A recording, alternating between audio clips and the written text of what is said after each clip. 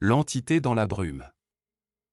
Je sais comment ça sonne, si je lisais ça écrit par quelqu'un d'autre, je me dirais sans doute qu'il exagère pour attirer l'attention, ou qu'il a laissé son imagination s'emballer après trop de vin et un excès de films d'horreur. J'aimerais que ce soit le cas, je publie ça parce que je ne sais plus quoi faire. Mon mari pense que je me fais des idées, ma sœur me croit mais ne peut rien expliquer, et ça fait 3 nuits que je dors à peine, parce que quelque chose nous a suivis depuis Center Park. Oui, je sais à quel point ça paraît ridicule, on y était pour de courtes vacances en famille, moi, mon mari, nos enfants et ma sœur. Quelques jours tout à fait ordinaires. Du café hors de prix, des vélos partout, des grenouilles étrangement confiantes, trop d'activités entassées au même endroit comme toujours. C'était censé être une pause, une remise à zéro, le cottage avait l'air très bien à notre arrivée. Propre. Soigné. Typique de ce style de vacances un peu étrange où tout est beige et en pin, presque trop parfait. À l'arrière, il y avait de grandes portes vitrées qui donnaient directement sur les arbres, ça aurait dû être apaisant, ça ne l'était pas, je l'ai remarqué la première nuit, mais je n'ai rien dit. Je ne voulais pas passer pour quelqu'un de dramatique. Il faisait déjà nuit, et j'étais dans la cuisine, en train de rincer des tasses pendant que les autres étaient au salon. Les portes vitrées s'étaient transformées en miroirs, je ne voyais que notre reflet et la pièce derrière moi. C'est là que j'ai eu cette sensation, tu vois ce moment où tu es soudainement certain que quelqu'un est là. Qu'il observe, j'ai levé les yeux, et pendant une fraction de seconde, j'ai cru voir une silhouette derrière la vitre. De taille humaine. Trop proche de la porte, je me suis retourné franchement et il n'y avait rien. Je me suis dit que c'était juste un reflet. Mon mari a dit la même chose quand j'en ai parlé. Ma sœur a ri, en disant que la forêt me montait à la tête. J'ai ri aussi, mais après ça, j'ai continué à vérifier les portes. Le lendemain matin, je me suis levé avant tout le monde pour prendre une douche. J'étais à moitié endormi, je ne pensais à rien d'autre qu'au café. La salle de bain avait une de ses parois de douche en verre dépoli. Quand j'ai terminé, elle était déjà couverte de buée. En sortant, j'ai remarqué une inscription sur la vitre. Au début, je suis resté là à fixer, parce que mon cerveau n'a pas tout de suite compris. Les lettres apparaissaient là où quelqu'un avait visiblement passé son doigt dans la condensation plus tôt. Tu sais, quand la vapeur révèle des traces déjà présentes, ça disait « Je te vois », j'ai ri, pas parce que c'était drôle, mais parce que c'était tellement étrange que mon cerveau a essayé d'en faire une blague avant de me laisser avoir peur. J'ai supposé qu'un ancien occupant avait écrit ça.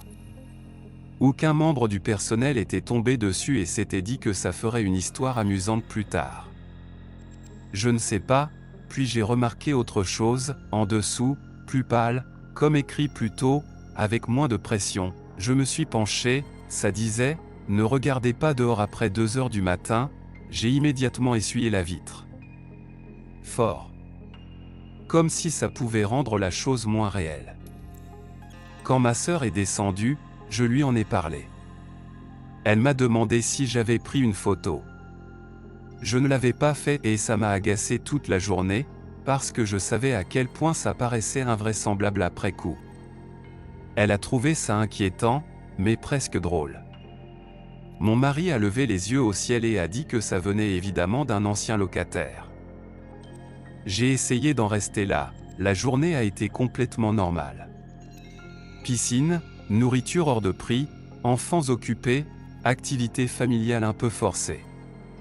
Le soir venu, j'avais presque réussi à me convaincre que j'avais imaginé la seconde partie du message. Puis, cette nuit-là, j'ai entendu frapper contre la porte vitrée, c'était léger, 3 coups. Au début, j'ai cru que ça venait de la télévision ou des enfants, mais ça s'est reproduit. Clairement contre la porte. Celle qui donne sur les arbres, je me suis levé et j'ai regardé dehors, rien. Juste l'obscurité et les contours à peine visibles de la forêt. J'ai ouvert la porte et je suis sorti sur la terrasse. C'est la partie qui me trouble encore, parce que je ne sais pas pourquoi je l'ai fait. Même sur le moment, ça me paraissait stupide. Mais je l'ai fait. Je suis resté là, dans le noir, à écouter et il n'y avait absolument rien, puis, quelque part entre les arbres, j'ai entendu la sonnette d'un vélo, une seule fois, un petit ding presque joyeux, ça m'a noué l'estomac, je suis rentré et j'ai verrouillé la porte. Mon mari m'a demandé ce que je faisais, et j'ai simplement dit que j'avais cru entendre quelqu'un dehors. Il a répondu que c'était sûrement le personnel, à 10 heures du soir. Dans la forêt. Une sonnette de vélo, très bien, je me suis réveillé un peu avant 2 heures du matin parce que j'avais besoin d'aller aux toilettes. Rien de particulier. Pas d'angoisse soudaine. Juste un mauvais timing. En revenant de la salle de bain du rez-de-chaussée, je suis passé devant les portes vitrées et j'ai repensé au message. Ne regardez pas dehors après 2 heures du matin, il était 1h57 sur mon téléphone, j'aurais dû remonter à l'étage, je le sais. Évidemment que je le sais, mais à la place, je suis resté là à regarder dehors. Un peu parce que j'étais agacé contre moi-même de penser encore à ce message stupide. Un peu parce qu'on m'interdit quelque chose me donne toujours envie de le faire.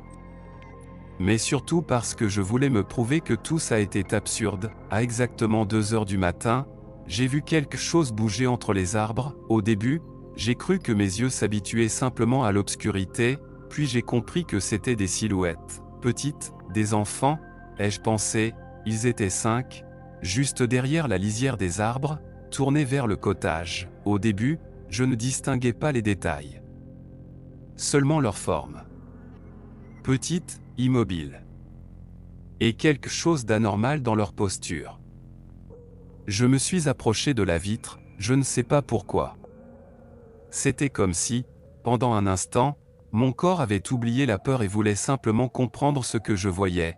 Quand mes yeux se sont habitués, j'ai compris qu'aucun d'eux ne bougeait, ils restaient là, à observer, et il y avait quelque chose qui n'allait pas avec leur visage. Au début, je n'arrivais pas à dire quoi. Ils paraissaient pâles, flous. Comme si l'obscurité elle-même n'arrivait pas à définir leurs traits, je jure que je n'ai détourné le regard qu'une seconde. Quand j'ai regardé de nouveau, ils étaient là. Juste là, puis l'un d'eux a levé la main et a frappé contre l'autre côté de la vitre. 3 petits coups, j'ai reculé si brusquement que j'ai renversé une chaise. Mon mari est descendu en jurant, me demandant ce que j'avais fait. Le temps que je montre la porte, il n'y avait plus rien, pas d'enfant.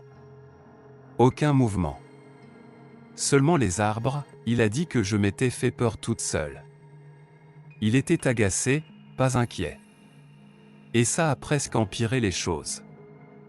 Je savais à quel point je devais paraître folle, et je ne savais pas comment expliquer que ce n'était pas ça qui me troublait, c'était la certitude. Après ça, je n'ai pas dormi.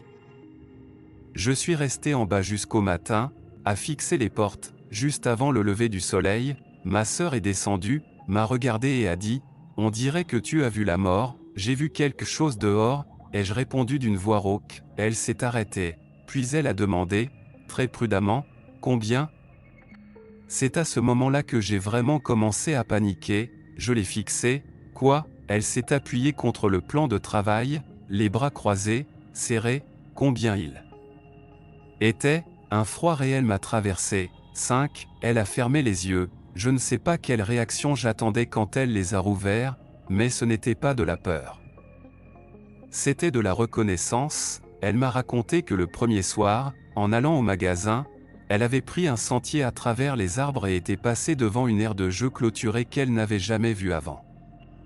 Elle a dit qu'il y avait des enfants. 5. Au début, elle a pensé qu'ils restaient immobiles à cause de l'obscurité, et elle n'avait pas envie de se mêler à un drame familial mal géré, puis l'un d'eux a avancé dans la lumière du sentier, elle a dit qu'il n'avait pas d'yeux, pas des orbites vides.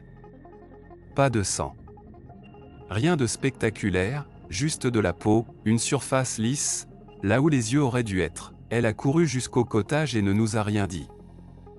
Parce qu'elle pensait que ça la ferait passer pour folle, nous sommes partis ce matin-là, on n'est pas resté pour la suite du séjour. Pas de petit déjeuner. Pas de discussion sur l'argent perdu. On a fait nos valises en silence, chargé la voiture et on est parti. Mon mari était surtout agacé. Il pensait que nous exagérions toutes les deux. Les enfants étaient déçus. À la réception, j'ai failli dire quelque chose, j'ai failli leur dire de vérifier le codage 47. De nettoyer la vitre de la douche.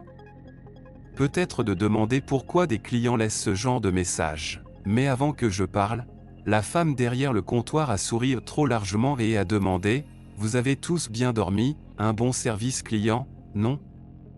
Non, ses yeux. Ils étaient trop ouverts. Son sourire était trop forcé.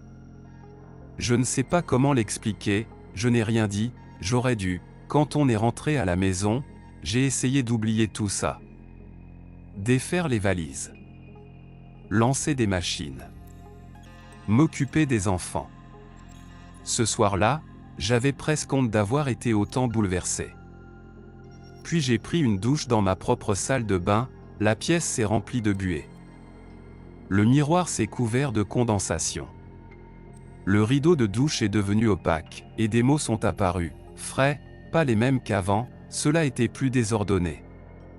Écrit en plus grand, comme si quelqu'un s'était dépêché, « Tu as regardé ?» J'ai crié, « Appelez mon mari. » Quand il est arrivé, l'inscription avait déjà disparu, il pense que je l'ai imaginé. Ou que je fais des liens parce que je suis déjà troublé. Il essaie d'être gentil, mais il ne me croit pas, ma sœur, elle, me croit, ça devrait me rassurer, mais ce n'est pas le cas, parce que maintenant, chaque nuit à 2 heures. J'entends frapper, 3 petits coups, pas à la porte d'entrée, pas en bas, à la fenêtre de la chambre, on est au rez-de-chaussée, bon sang, la nuit dernière, je me suis forcé à regarder. Au début, il n'y avait rien, puis j'ai vu des traces, sur l'extérieur de la vitre, pas des empreintes de main, pas exactement, juste 5 petites marques floues, à la hauteur où des visages pourraient être. Comme si quelque chose s'était pressé contre la fenêtre pour regarder à l'intérieur. Je les ai essuyés ce matin. Ce soir, j'ai vérifié tous les miroirs de la maison avant la nuit. Pour l'instant, rien, mais il est 1h34, et je suis assis ici à écrire ça parce que j'ai trop peur de me rendormir.